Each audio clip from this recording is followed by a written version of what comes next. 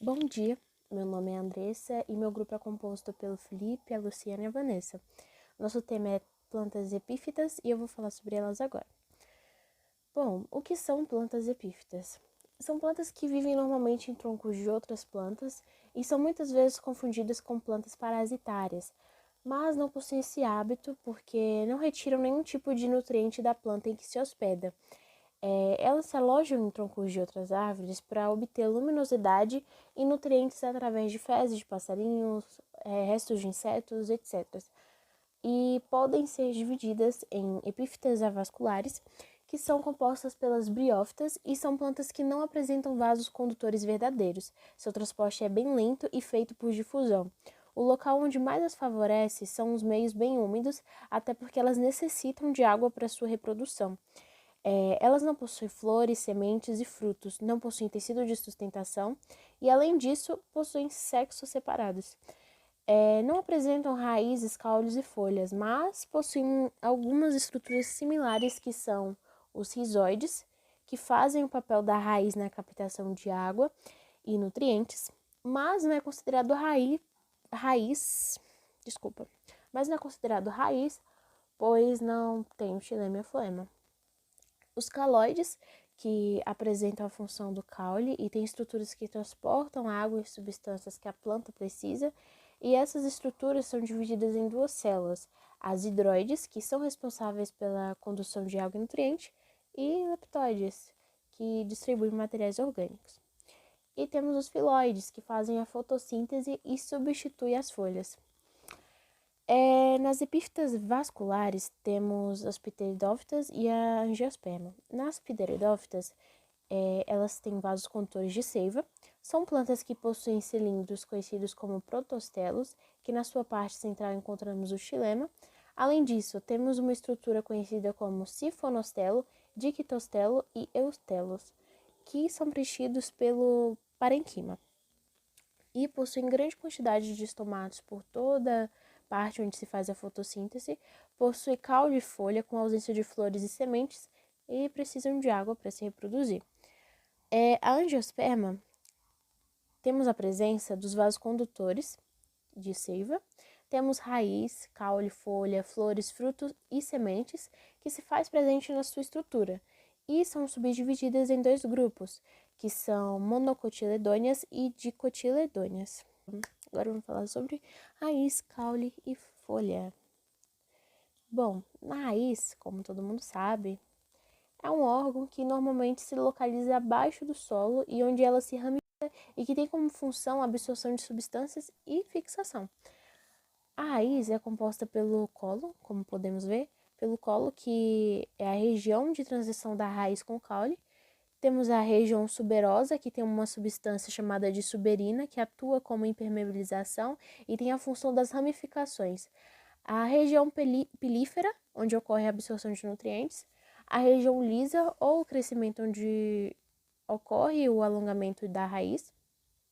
A região meristemática, onde ocorre multiplicação celular por mitose. E a coifa, que é formado por tecido morto e entra em atrito com o solo para abrir espaço. O caule é uma estrutura encontrada em pteridófitas e angiosperma. E como podemos ver, temos o meristema primário, que é responsável pelo crescimento longitudinal, e o meristema secundário, que é responsável pelo crescimento em largura. A folha tem como função a realização da fotossíntese no parênquima clorofilado e respiração e transpiração, principalmente pelo poro estomato. Uma folha tem as seguintes estruturas: o pecíolo, que realiza a ligação da folha com o caule, as estípulas, que são estruturas de proteção. A lâmina foliar é a parte funcional, e nelas temos as nervuras secundária e central, que atuam como estruturação e transporte de substância. Estruturas de tecidos embrionários e permanentes. Não vou falar muito sobre, porque não tem muito tempo, mas aqui nos tecidos meristemáticos ele é dividido em primário e secundário. Nos primários temos o dermatogênio ou protoderme, a periblema ou meristema fundamental, pleroma ou procâmbio e caliptrogênio. No secundário temos o câmbio e o felogênio. Nos tecidos adultos, temos os tecidos de revestimento, que é a epiderme suber, tecidos de sustentação, colenquima e esclerequima, tecidos de condução de seiva, xilema e floema, tecidos de preenchimento, que é o parênquima clorifiliano, parênquima amelífero, parênquima aerífero, parênquima aquífero. Ciclo de vida. Bom, no ciclo de vida das briófitas, como podemos ver na letra A, temos o anterídeo, na B temos seus gametas, os aterozoides, na C e D, o arquegônio, que produz a osfera, na letra E ocorre a fertilização, na F é uma estrutura que se chama esporófito, que é produtora de esporos nas plantas. Nas letras G, H, I, ocorre o processo em que são liberados esporos, que são células capazes de se dividir por mitose e originar um novo organismo. Pteridófitas. Aí temos um exemplo de um ciclo de vida de uma samambaia, certo?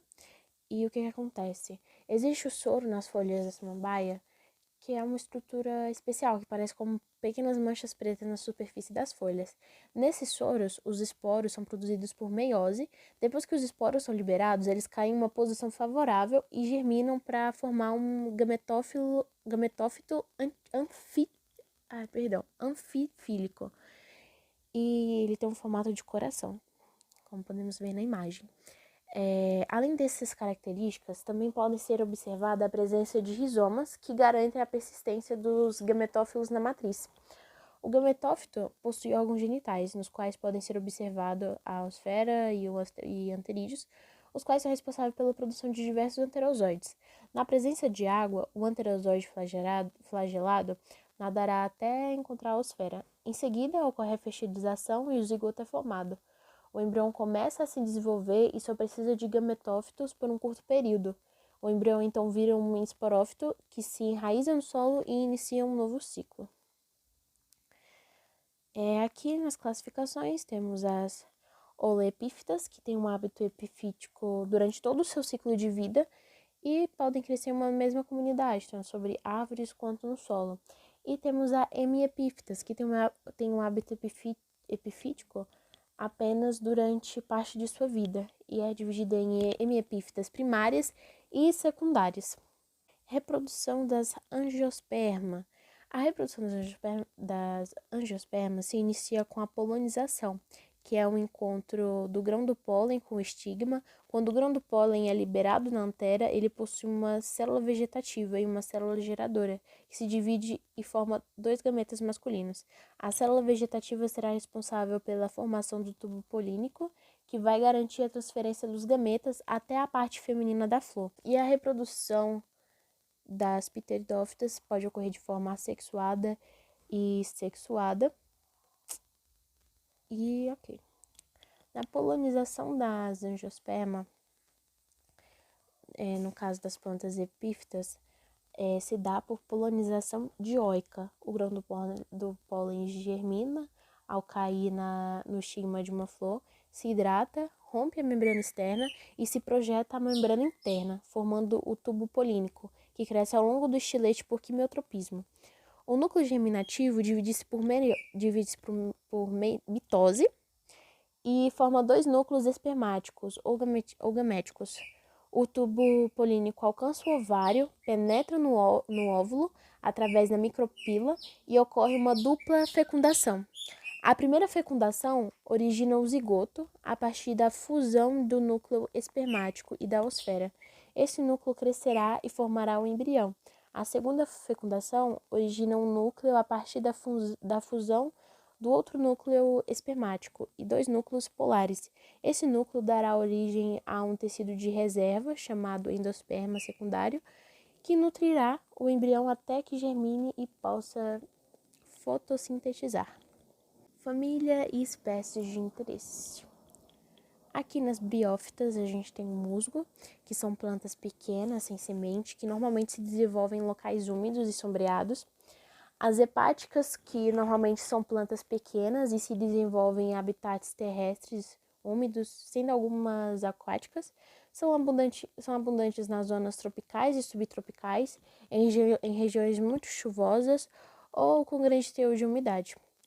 O Anthocerus, que são plantas talosas que se encontram sempre em ambientes úmidos, como solos, gramados e montanhas. Nas pteridófitas, a gente tem a samambaia. Falei sobre o ciclo de vida dela no começo, mas basicamente são plantas que possuem tecidos vasculares, folhas verdadeiras, se reproduzem através de esporos e não produzem sementes ou flores.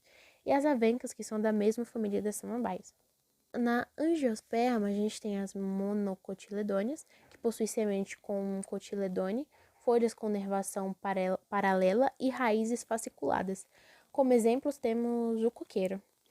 A eudicotiledônia, que apresenta como principal característica a presença do pólen tricopato, com 3 aberturas longas e sucadas, como por exemplo temos a maçã, a goiaba, o algodão. Importância econômica e ecológica. Bom, as briófitas, elas têm importância econômica porque podem ser usadas como indicadores ecológicos. Alguns são bons indicadores da qualidade do solo, da floresta e do pH das tufeiras e das condições da água. Alguns musgos indicam a presença de cálcio na água e outros musgos indicam a presença de alguns minerais no solo. Além dessas funções, as briófitas também podem monitorar a poluição por metais pesados, pois possuem uma forte capacidade de concentrar a concentração desses elementos e dos poluentes atmosféricos. Eles também podem ser usados como alimentos para peixe, mamíferos, pássaros, como isca para pesca, para controlar a erosão do solo, umidade e inundação, e como material medicinal. Em biologia, ela é usada na fabricação de antibióticos, reguladores de crescimento de plantas, decorações para flores e uísque. A turfa é usada como algodão. Foi usada como algodão na Segunda Guerra Mundial. As primeiras plantas adaptadas à vida terrestre apresentam tecidos reais, mas não apresentam tecidos condutores, são avasculares. E seus órgãos reprodutivos são anteras e genitais protegidos pela epiderme. Apesar de não retirar nenhum nutriente da planta na qual se fixa, uma espécie epífita beneficia-se dessa relação. Essa relação ecológica é conhecida como comensalismo, que permite que a planta tenha mais acesso à luminosidade ao utilizar a outra como apoio, o que aumenta sua taxa fotossintética. Em um ambiente de floresta, por exemplo, as plantas próximas ao solo possuem pouco acesso à luz, daí a importância do epifitismo. As plantas epífitas também apresentam papel ecológico, sendo essenciais no fornecimento de alimentos e água para espécies que vivem nas partes altas da floresta. Além de proporcionarem material para a confecção dos ninhos, essas espécies também atuam na ciclagem de materiais e na produtividade primária. As pteridófitas, elas podem ser usadas como indicadores de ambientes preservados ou alterados. São normalmente usadas como plantas ornamentais, substrato para o cultivo de orquídeas e bromélias e emaranhamento das raízes dos fetos arborescentes. Algumas são usadas como medicinais, as vermifugos, comestíveis, que são tradicionalmente usados na culinária oriental, sendo que alguns brotos de samambaia têm ação comprovadamente cancerígena. Termino por aqui e muito obrigado.